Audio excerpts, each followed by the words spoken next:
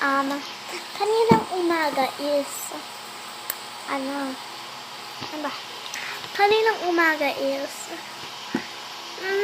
kumuha ako ng water bottle, tubig, at saka popsicle stick na pink. Kaninang umaga pa yun. Pinaghalo-halo ko siya, nagiging pink yung water. Kasi yung popsicle stick is pink. Kaninang umaga yon. Pero ngayong gabi na, wait lang guys, bakit? Basta yan guys, gabi na. Bintana yan. Baka may multiply. That's, gabi na guys. So yan. Yan. Baka may multo pa. Gabi pa naman. Pero hindi midnight ngayon, gabi na. 6:38. So, kanina, ano pa lang siya, malate-late pa lang siya. Pero, one day pa ngayon. Pero, ngayong gabi, pero medyo nagiging dark na siya. Aabutin ata natin ito ng 5 day. One day pa lang ngayon kasi kanina pang umaga ito magsimula. Pero ang dark niya na. Kasi ito kasi yung popsicles ko. Pinutol ko lang para para magkasya. Pinutol-putol ko. Kaya hindi nyo guys makikita kasi maliit-liit. Ay, nakatag na ba yun? Ay, nakatag na yun. Popsicles yun, girl. Yan.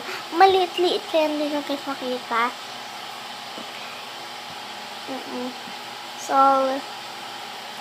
magbibideo pa ako bukas sa second day. Dati, sa second day. Siyempre, araw-araw tayo. Hindi, siguro, aabutin pa natin to ng pinaka-darks. Pero kapag nakita ko siyang ma-weird na, edi tatanggalin ko na. Alam mo, pumunga na yung ganyan. Mali mo maho. O, diba? Yeah.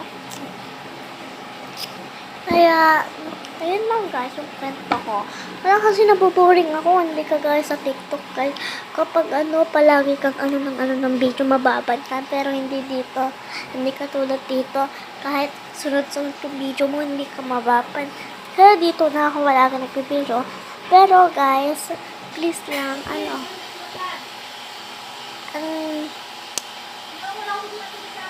so,